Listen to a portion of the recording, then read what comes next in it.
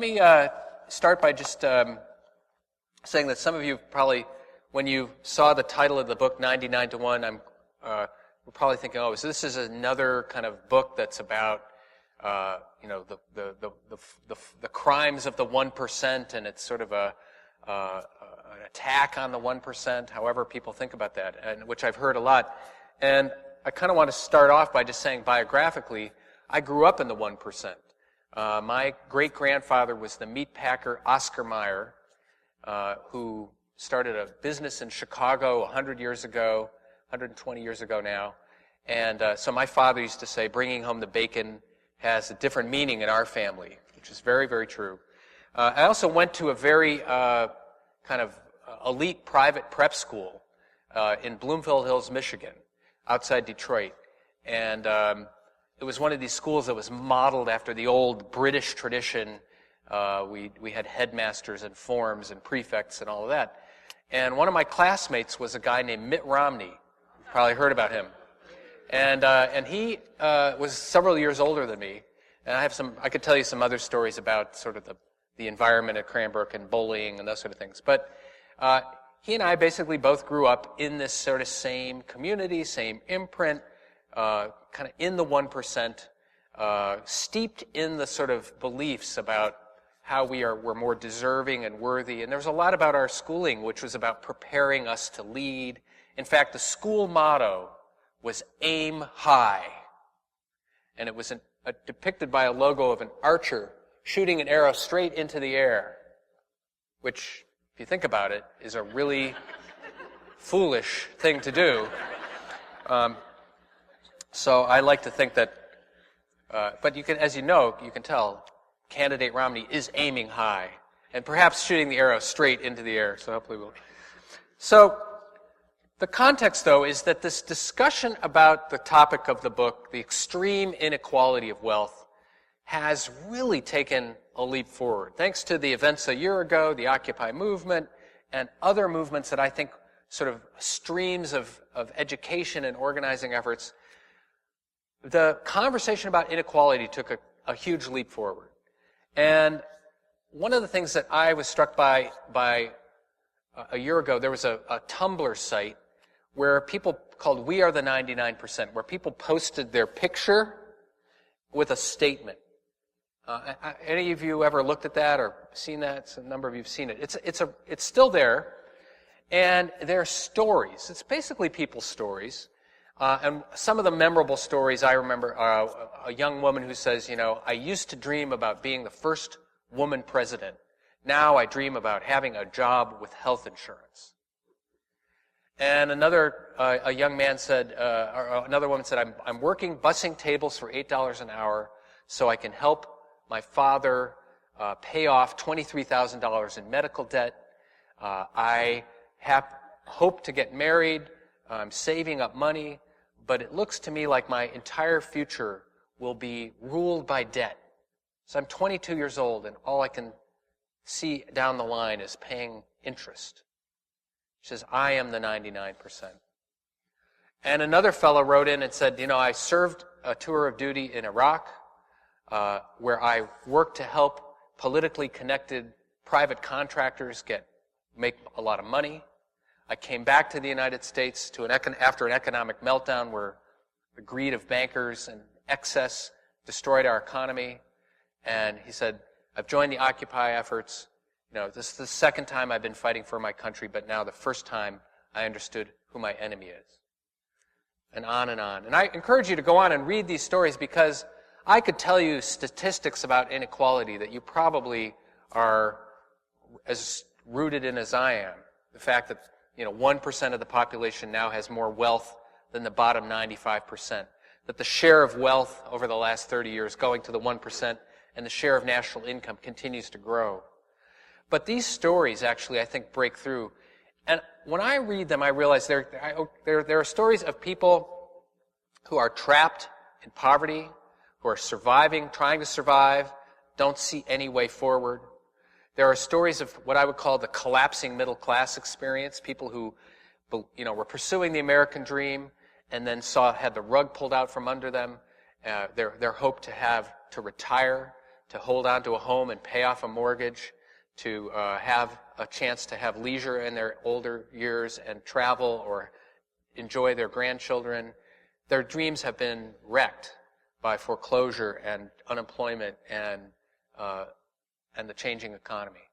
And then there's a group of young people who are part of those stories who have followed the advice of their elders, and some of them have gone to college and they've taken on tens of thousands of dollars in debt and have absolutely no concept of or idea of how they're going to pay off that debt and feel completely betrayed.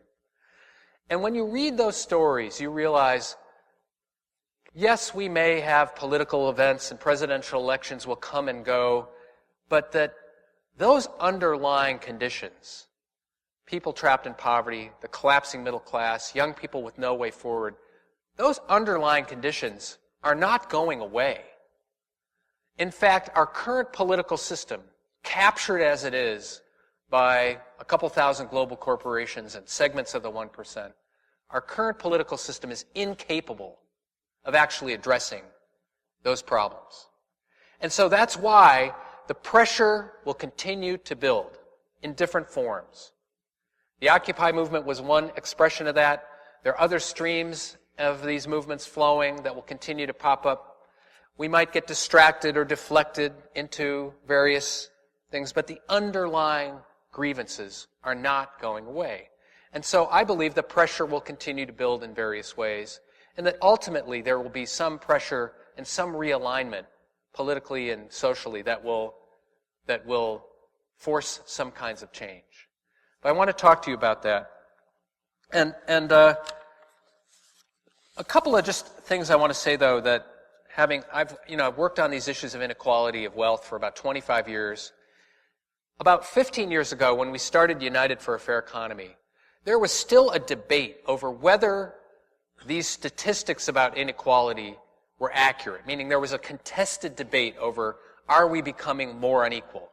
And you had, some people arguing, no, these inequalities, this is just, if you look at the data this way, we're not unequal. And there is no contest now in the realm of rational data discussion.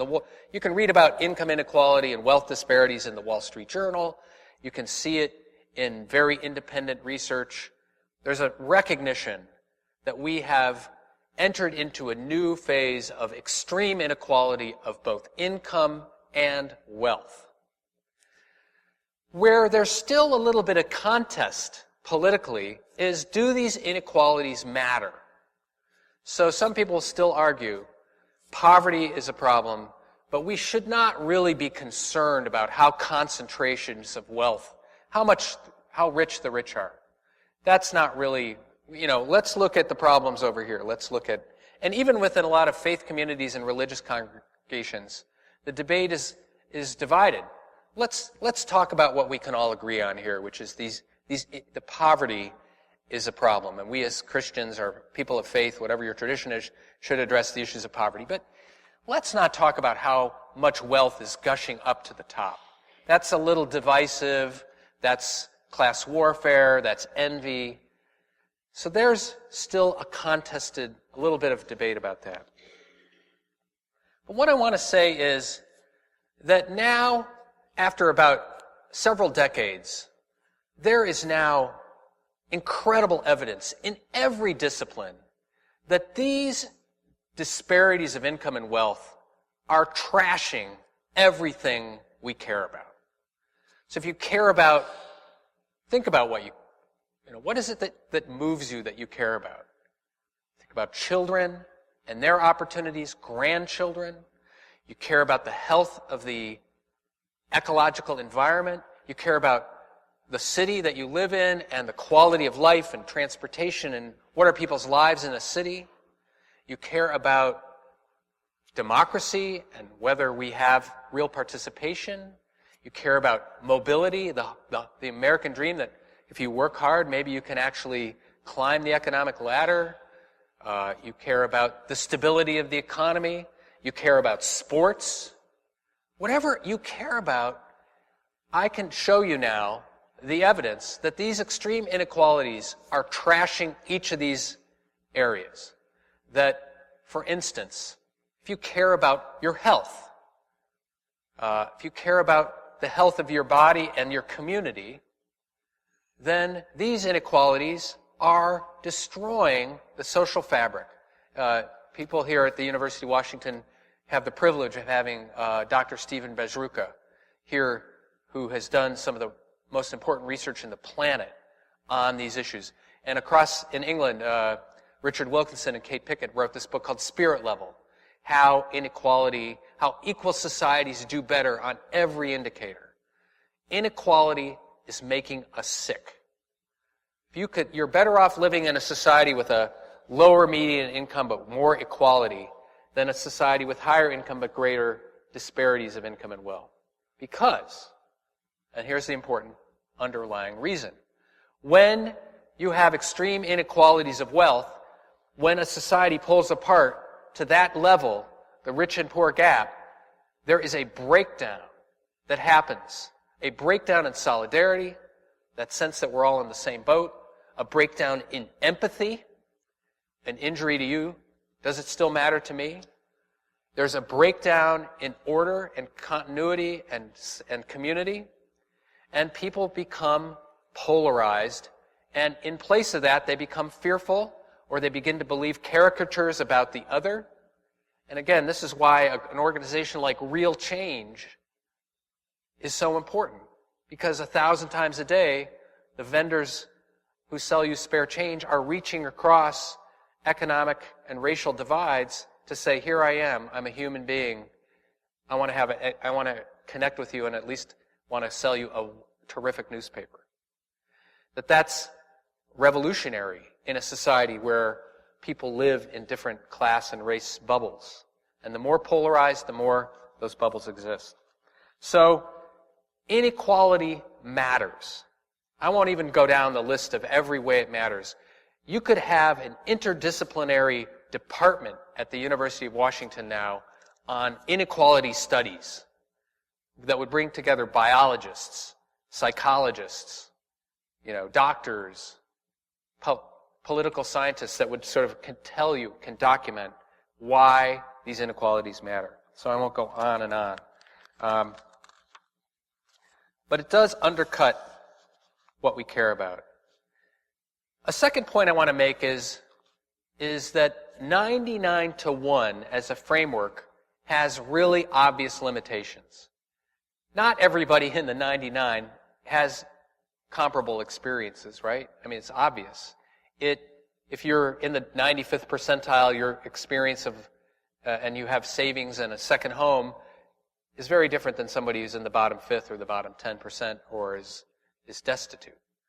Similarly, if you're a person of color in the 99%, your experience of trying to build assets, build businesses is entirely different. So that 99 to 1 frame shouldn't be kind of an excuse to lump together or render invisible the experience of poverty or the racial wealth divide, which is so persistent. But it is a kind of an interesting framework, I think, to understand what's going on. For instance, we have had an economy.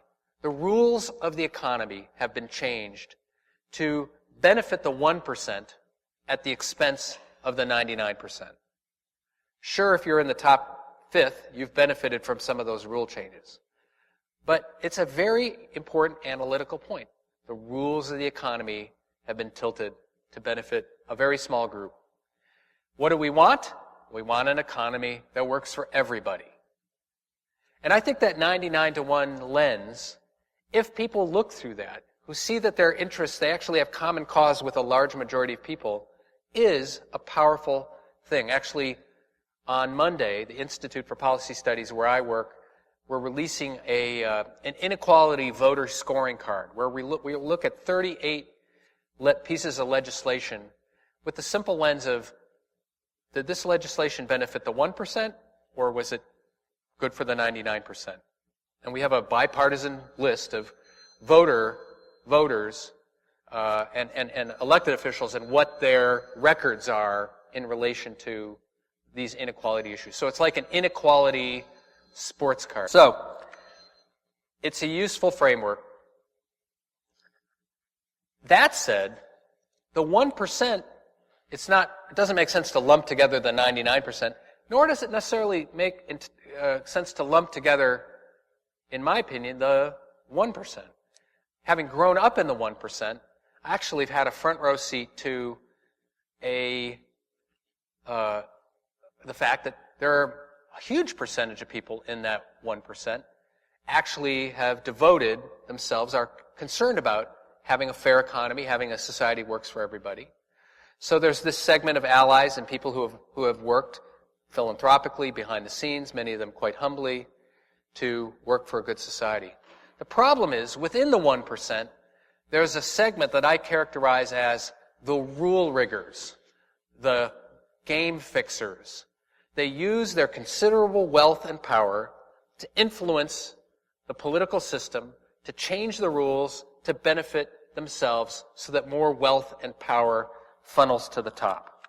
And that is a hyper-organized segment in the 1%. And they have a whole mythology that they subscribe to, which is kind of like this Ayn Rand view of the world, which is there are the virtuous prime movers. There are those of us who, are the engines of the economic train that pull the rest of the train along. And we are the virtuous ones. And we should, be free of government regulation and even taxation, and we should all just bow down and exalt their efforts. So they believe that it's really in the best interests of the old economy to just have policies that benefit themselves more and more.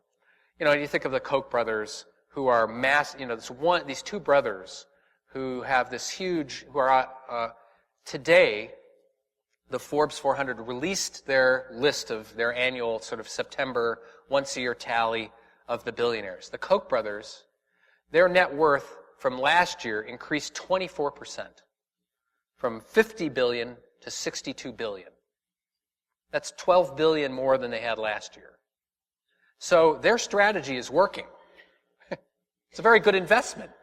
You invest $100 million in changing the political system, and your net worth you can't do better in the market, right? I mean, so they are rule riggers. We should not think of that. We should understand that's their wealth building strategy, is to tip the rules, tip the game in their favor. And those are the folks that we should understandably focus on in terms of taking back our democracy, taking back our economy, and addressing that. The other point that I try to make in this book, having worked with business leaders like Bill Gates, we organized 3,500 multimillionaires and billionaires to publicly preserve the inheritance tax or the estate tax. And it was a really powerful campaign. And one of the things I learned in that is that there are two types of businesses, at least, but if I could kind of group them together, there's the majority of businesses in this country are what the journalist Jim Collins calls built-to-last businesses. They're anchored in a locality. They are accountable to a community. This is not always the case, but they're more rooted. They pay taxes in a locality. They are philanthropically engaged in a community. But there's this small segment, a couple thousand global corporations that operate across state lines and across international borders. And their entire business model is what I would call built to loot.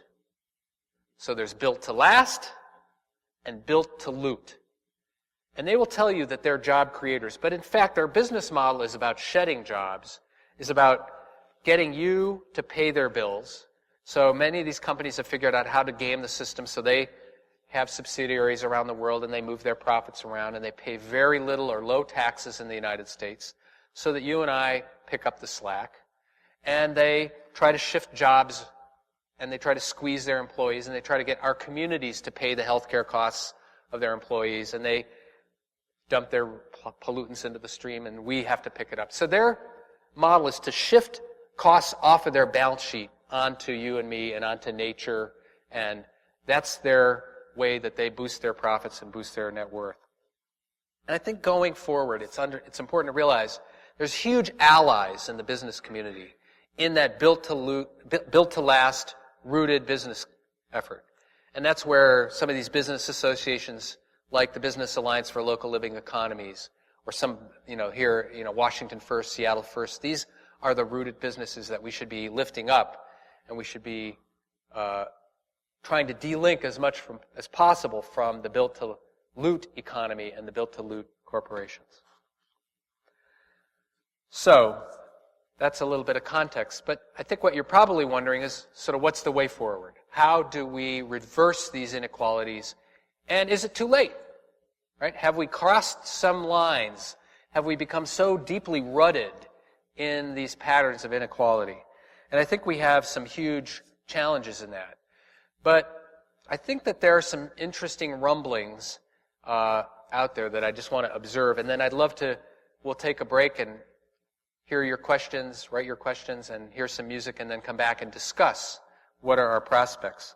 But one thing is that the most European countries, Canada and the European social democracies, have much lower levels of inequality than we in the United States have. Now, why is that? Well, one reason is they have a higher floor, meaning there's higher income floor, there's a floor through which people cannot fall into complete destitution and poverty. Can't fall through the healthcare floor. There's minimum standards of health, income, access to opportunity.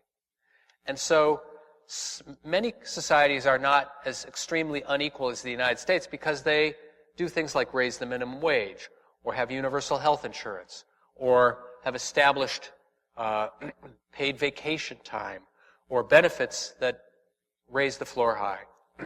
So there are things that we can do that just raise the floor to create at least minimal standards of dignity and opportunity.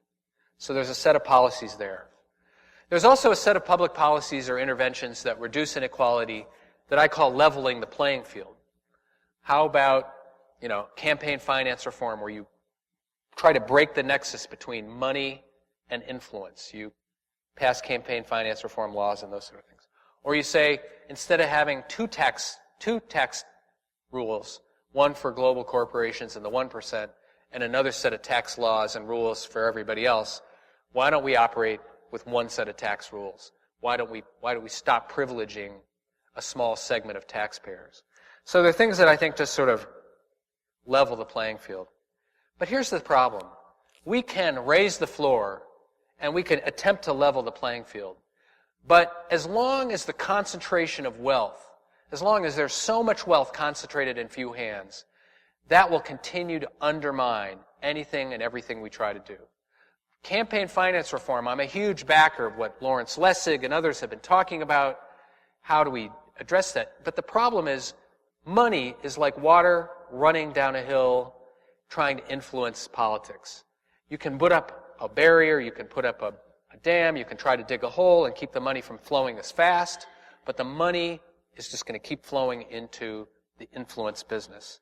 And so we actually have to, sort of in tandem, while we're trying to arrest our democracy back from big money, we need to also put forward bold proposals that address the concentration of wealth directly and sort of inch our way forward to push for those changes. So I like to think from like an acupuncturist, what are the pressure points, right? Maybe you've had this experience where your back has gone out and somebody goes and things kind of pop in. There's a lot of things that we need to do, but where are there some particular spots that if we focused our energies and built movements and built a 99% movement, what is it we would push for? And clearly, there's a whole area of what I would call taxing the wealthy. Taxes on the wealthiest 1% have really gone down, not just the last 30 years, but steadily been going down since President Eisenhower, since the 50s. That even under President Kennedy, and really since 1960, since Barack Obama was born in 1961, the share of taxes, the share of the percentage of income of the wealthy has gone steadily, steadily down. It was like in 1960, if you were in the wealthiest 1%, your effective tax rate, what you probably paid in income taxes, was about half of your income. Today it's about 23%. And then the more richer you are and the more your income can be moved offshore or can be considered capital income, the smaller percentage of you pay. So that's how you end up having a Warren Buffett who says, how is it that I pay 14% of my income in taxes and my secretary and my office staff pay 28% of their income in taxes? How could that happen? It's because the rules on taxing the wealthy have been so altered. So we have to reverse that, not just by letting the Bush tax cuts expire, but through a robust inheritance tax, through a new progressive income tax, and the like. So there's a whole bunch of interventions there. They're not popular in Washington, but they're becoming very popular to the wider public. Polls are showing that people now support taxing the wealthy at much progressive levels. 75% of the population, 80% of voters now support that. So we're in a situation now where Washington, the politics of our national society, is completely locked down, or not entirely locked down, but partially locked down. And yet public opinion, the pressure is building for some of these progressive policies. Another set of interventions would actually eliminate the incentive for excessive CEO pay within companies. And every year, the Institute for Policy Studies, we do an annual survey on executive pay, and we look at different aspects of the gap between highest paid workers and average workers in a company. Basically CEOs paid more in a day than their average workers are paid in a year. It sounds like maybe this is symbolic, but actually, if we can address that, and there's a number of rules I won't go and bore you with, but there's a number of ways to address that, we actually get at the root of the incentive system that promotes that short-term, built-to-loot mentality among top managers. And so if we can intervene there, we actually, to require, in a sense, companies to think about longer-term horizons and not just taking the money and run, we actually slow a piece of the machinery that's been generating these inequalities. A third area is to shut down what I call the offshore system, which is the way in which global corporations and the wealthy are able to move their money out of the United States and not just avoid taxation, but avoid accountability in any form. Last year we did the study, this year we looked again. There are 25 of the 100 largest companies pay their CEO more than they pay in U.S. taxes. They pay one person more than they pay their entire bill to Uncle Sam. 25 of the 100 biggest companies in the United States. That's because largely they use subsidiaries in Singapore or the Cayman Islands or Luxembourg to move their profits, move their property, move their intellectual property. Apple Computer does this. The big drug companies do it. They pretend that they're shifting their profits offshore and they reduce their tax bill. I used to think this offshore system was kind of an annoying element of our tax system. I used to think, wow, wealthy people move their money to Switzerland, or people have accounts in the Cayman Islands. Now I actually believe that the offshore system is at the center of what's broken. That it's not just about avoiding taxes. AIG, the subsidiary, the insurance company that tanked and brought down, was a contributing factor of the economic meltdown, was a subsidiary based in a secrecy jurisdiction in England. If you care about Africa and poverty in Africa, the offshore system is the way in which corporations and global elites around the world move their money out of countries and extract wealth before it's subject to taxation. And there's a terrific book by a guy named Nicholas Shaxson called Treasure Islands. He's a British journalist. Really interesting if you care about global poverty, tax policy, and corporate accountability. We need to intervene. Well, there's things that can be done. The United States could be a leader in shutting down the offshore system. Barack Obama has actually done a bunch of things that have, at the administrative level, to shut down pieces of the offshore system. But there's now a global movement led by groups like Oxfam, concerned about global poverty, that are exposing. And a new film called We're Not Broke which premiered at Sundance, that I commend to you to look at how that offshore system works. A couple of other quick intervention areas. We need to break up the mega banks.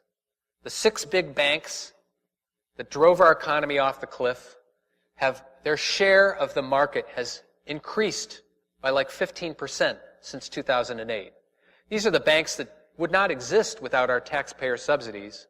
We're subsidizing them to grow and gobble up other banks.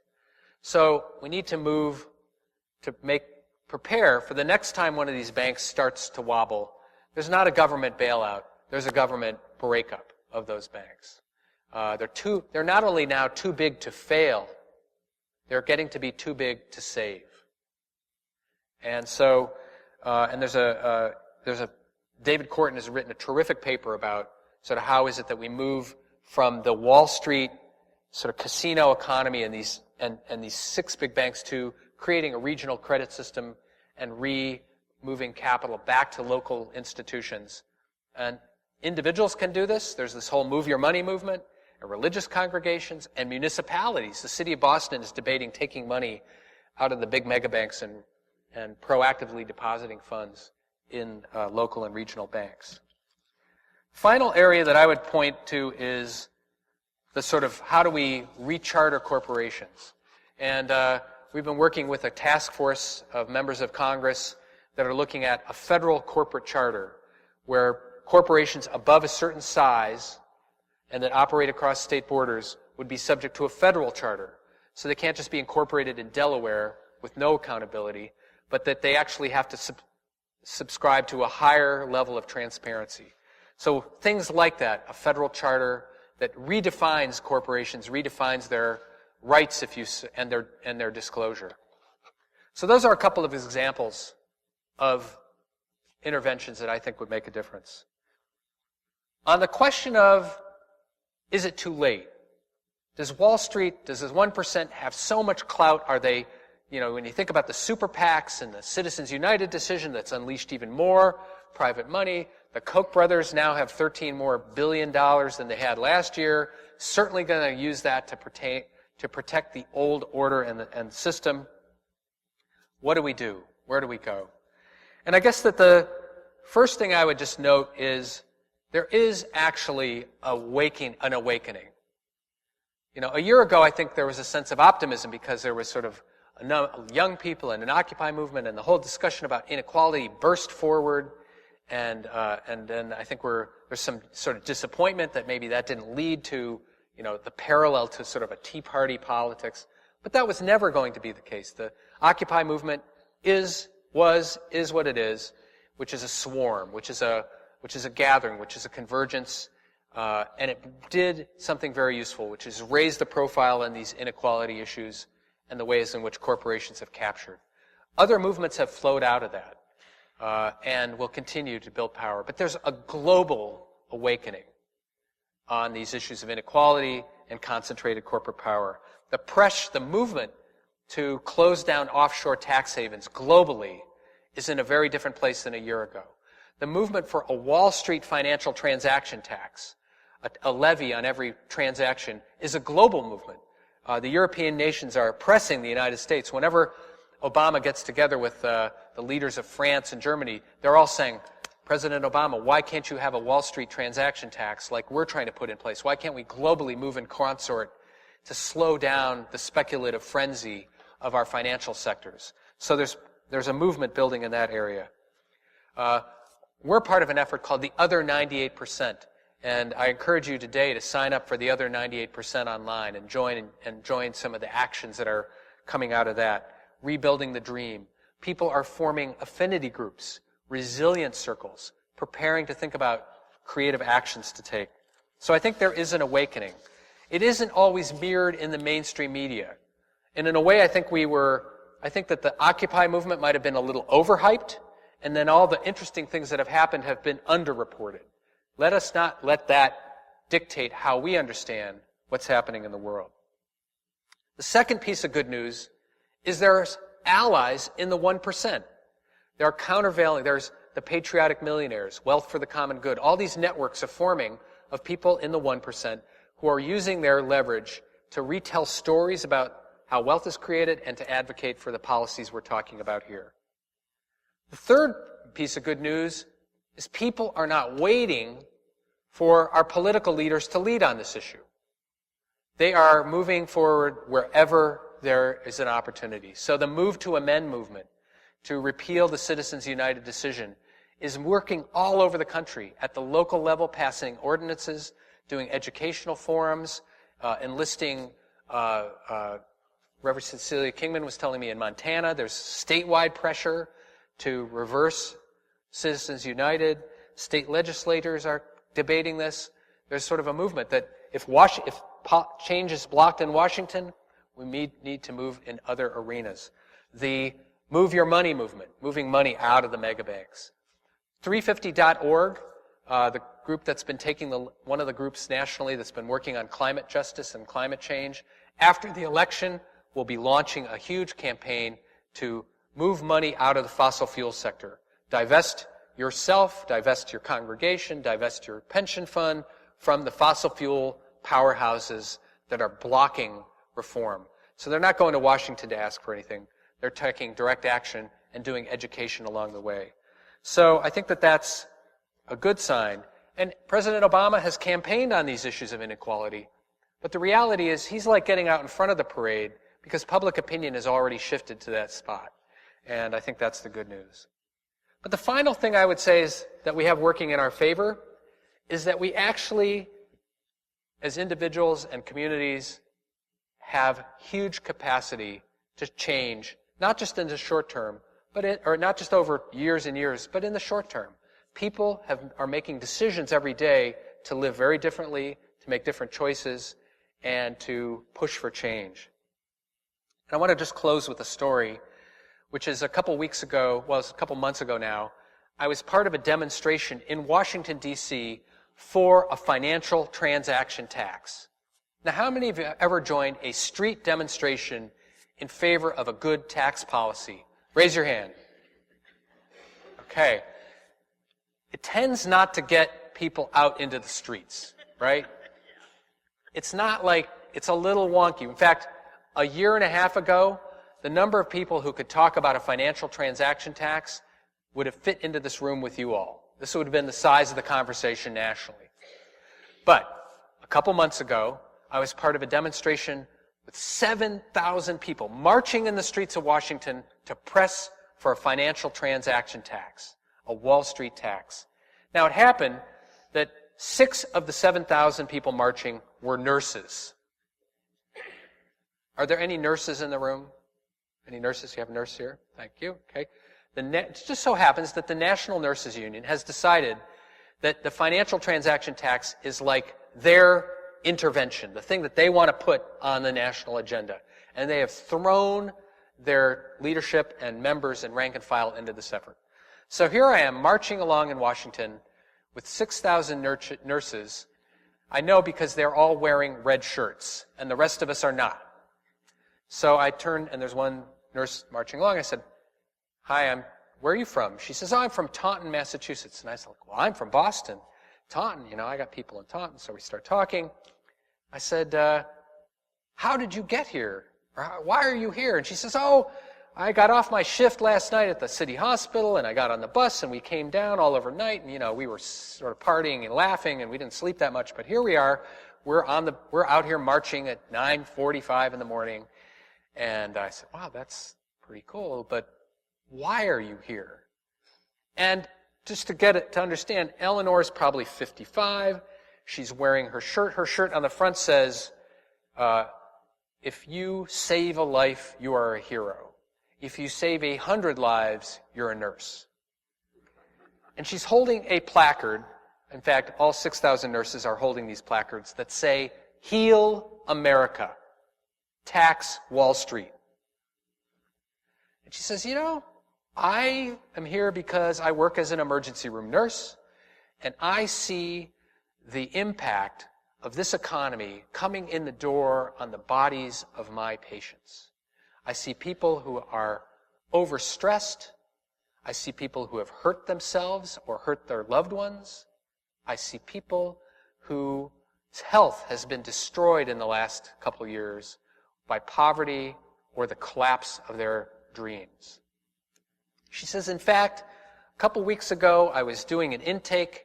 So a man came in with chest pains, probably having a heart attack, and he's sitting on the gurney, and I'm doing his paperwork with him, and I say, sir, Mr. Smith, what's your address? And he starts to cry, and he says, I just lost my house that I've had for 40 years. That's why I'm having these chest pains. And she looks at me, she says, you know, you hear enough of those stories. You think, yeah, I'm a nurse and I work hard, but I got to do something about this. I got to do something to stop the greed that's destroying our country. I got to protest. I got to get on the bus. And then she looks at me and she says, do you know what a financial transaction tax is? I said, yeah, I've heard of it before, but I love hearing about it from you. She says, well, this is how it works. You tax Wall Street. She's giving me the rap.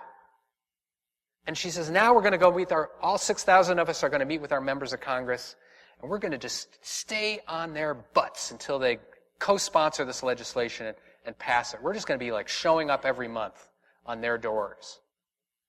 So here's the good news. Eleanor got on the bus.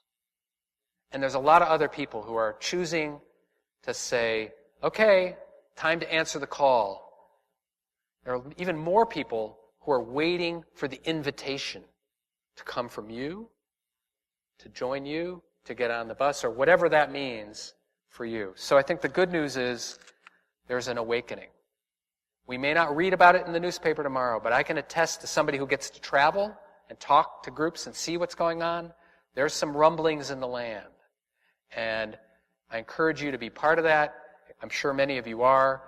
Form an affinity group. Get together with some of your neighbors. Talk about the events that we're living through and what you're going to do together. Buck up your spirits. Help out the people who are struggling. Form a mutual aid group or a resilience circle or an affinity group. Don't take action alone. Don't leave this talk and say, I'm going to go and sign an online petition. Find 5, 10 others. Break bread together. Talk about what to do. Take action together. That's like the missing piece of our movement architecture right now. So let me stop there. Are there any Republicans who have shown any willingness to back such a tax? So right now the effort is to, actually Peter DeFazio from Oregon has been sort of the lead sponsor and has put forward some of the bills in the past. But I think that there's a growing number of co-sponsors. I think he has 2 Republican co-sponsors. So you could say it's bipartisan, but it's one of those. So there's both a House bill and a Senate bill. I think both of them are coming, adding momentum, thanks largely to the efforts of the nurses. So it's an important ask at this stage to just ask people to co-sponsor, and then apparently Obama actually in Ron Susskind's book, The Confidence Men, there's a little section where Obama came into office supporting the idea of a modest financial transaction tax, which the proposal is something like a penny on every $4 of financial transactions, stocks, bonds, derivatives, other exotic financial instruments, would generate $150 to $200 billion a year. So he came in and he was talked out of it by Tim Geithner and Larry Summers, the sort of the representatives of Wall Street in the administration. So there's now, I think, within the administration, some rethinking, hey, maybe this would be good politics. So, and then again, every time he talks to Angela Merkel on the phone, she's saying, come on, Barack, let's get that financial transaction tax, So that's helping as well. So. Student loans are crippling the entire next generation. What do you think can and should be done about this? Well, I think it's a very powerful 99-to-1 issue, right? And it even came up this summer whether to allow student loan interest rates to double or not. And this was a real debate. But I think that if you think about, there was a generation of students, some of you in this room could probably attest to the fact that you got a debt-free college education thanks to whether it was tied to military service or a Pell Grant or the like, that the percentage of debt that students are taking on is enormous. And I don't know if any of you have children or both individually, personally in college, or have children or grandchildren who are trying to figure out how to pay for college, but it's a whole new world, right? It's a whole new world than it was 30 years ago. Part of that is that the college and university system there's very little cost control systems within those institutions. There's, the price of tuition has risen dramatically in relation to the other costs of living. So there has to be some efforts within higher education to control costs, just like in healthcare. You have to create some breaks. There has to be, then I think, there has to be a movement to push for debt-free or low-cost college educations. I mean, one of the proposals I think we should pass is something like you have a robust inheritance tax in this country, like what Bill Gates and I have been advocating for, that goes, raises, X billions of dollars, that goes into a higher education trust fund where students can get access to debt-free college educations in exchange for 2 years of national service. You do 2 years of military or civilian national service, you get a debt-free college education. Well, there's a lot going on there. You're addressing the concentration of wealth, you're reducing this huge burden, crippling burden on young people, and you're reweaving the social fabric by creating a national service that sort of links together and has people experience across communities and across class some of the benefits of being active in our society. So those are the kind of interventions that I would advocate. But I think that there's another question, which is what is higher education for? What is college education for? It's a bigger discussion, an interesting thing to think about in the context of where we're going in terms of a new economy. As somebody, we have, in our family, young people in college or wanting to go to college, and the discussion always is like, what are you going to get for this? Are you being prepared for anything relational to the new economy? We've said to our kids, we'll give you $10,000 to go to trade school. Learn how to be an engineer, a plumber, build small hydro, whatever. Well, you want to be a farmer? Take that money, we'll help you buy some land. Learn the skills and trades of the new economy, not go into debt to learn something tied to the old economy. So I think there's a larger debate over how should we be directing higher education, and for what occupation should we be encouraging young people to go forward into. Given the obsolescence of the nation state caused by transnational globalization, how can the offshore economy that you talk about really practically be shut down? Well, we have lived in a global economy for centuries. What's changed is the movement of capital has really accelerated. The ability to move capital across borders without, electronically, has accelerated the global movement of money. But it's really in the last 15 years that the offshore system has moved to this current level of, it's like every corporation's got to do it. It's sort of like, and there are things that can be done. One is through treaties. The United States can use its economic clout. This is one of the places where we are a superpower, right? You can say, look, we can take the lead in corporate disclosure, disclosure across. You can say, if you want to do business in the United States, you need to disclose all the jurisdictions where you pay taxes. Country-by-country reporting is the name of the reform. You can basically outlaw creating subsidiaries for the sole purpose of tax avoidance. You can do that with individuals. You cannot move money offshore solely for the purpose of tax avoidance. There has to be a real business. It's one thing if your company actually has subsidiaries that do business in other countries. It's another thing when you just have a post office box in the Cayman Islands of a corporation that holds your patents. So you can outlaw, Congress can outlaw certain types of corporations that are existing for the purpose of avoiding and dodging taxes. So, and the United States can use its global clout to enforce treaties. You want to trade with the United States? You want to sell products? Then you have to meet this global set of standards. So, the United States can play a progressive role in that. So I think those are a couple of the ways.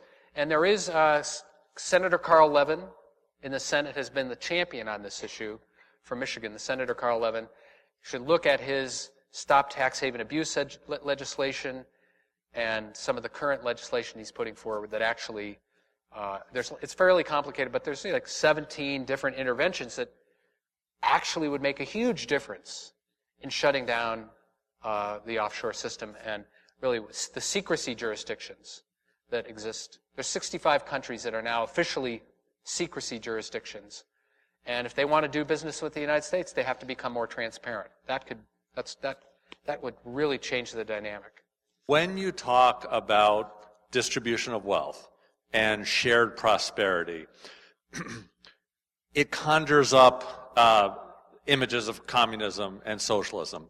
In the current phase of extreme inequality of wealth and income, I've talked to business people where I've said, if you care about capitalism, whatever that means to you, you need to be very concerned about this maldistribution of wealth, because this is distorting the capitalism that you profess to believe in.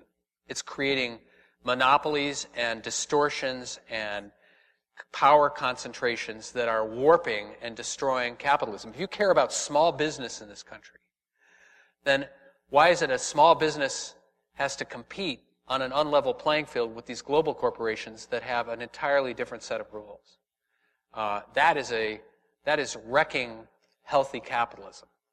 From there, I think we could say, look, part of the problem is we are destroying nature and squeezing people in an exploitative way, that our current form of capitalism is destroying nature and creating these grotesque inequalities and perpetuating poverty.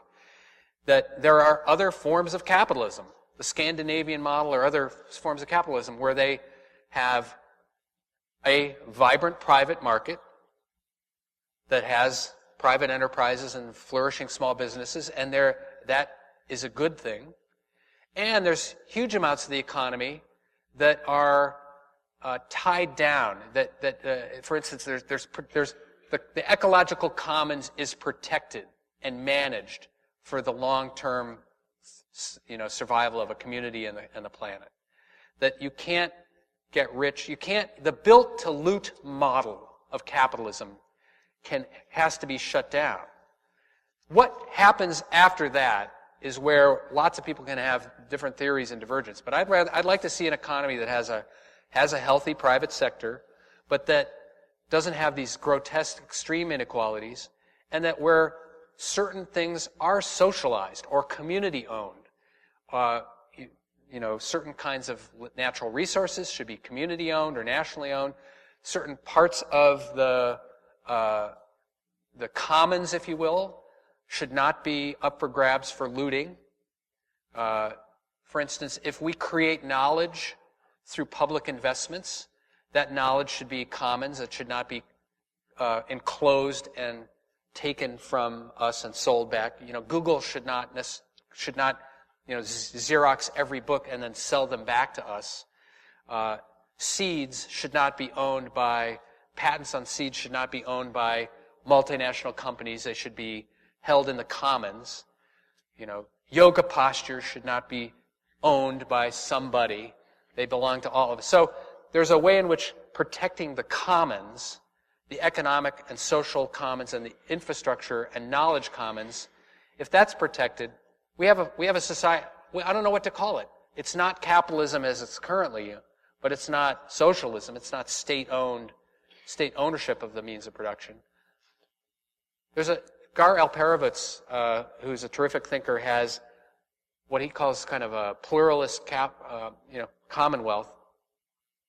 Municipal ownership, nonprofit ownership, state ownership, federal ownership, the more sort of centralized and national owned, the worse it's going to be. I mean, the more you can decentralize ownership, the better. So, I'm sorry for this rambling answer, but I think that basically we should, before we kind of get into a debate about socialism versus capitalism, I would just like to say, look, if you care about capitalism, we've got to reduce these extreme inequalities. If you care about the future of the earth and our communities, we've got to protect the commonwealth and the commons from looting. We've got to shut down the built-to-loot elements of capitalism.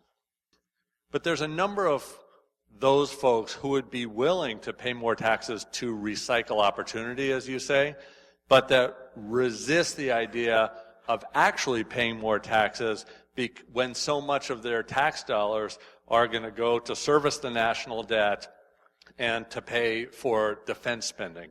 How do you respond to that? Taxes are the price you pay to live in a civilized society. The wealthy should not get to opt out of paying for whatever it is that Congress appropriates money for. Everybody else is having money taken out of their paychecks to pay the bills, whatever. There's a fight, a struggle over what are the uses of our tax dollars. Yes, the military, I have my plan. Other people have their plan. We have to duke that out in a democratic society as to what the priorities are. Then there's the question of what's the system through which we pay.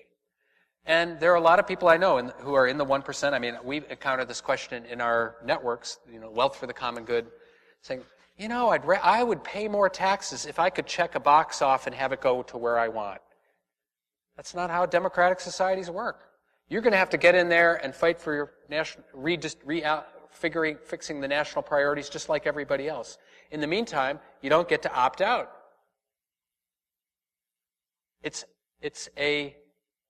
Taxation is different than charity. Charity does very useful things, but it is not a substitute for infrastructure and for the other uses of tax dollars. So I guess my argument is there's a one set of political debates over how we use our money, but the system of revenue should be a progressive system, and we should move as quickly as possible to move toward that.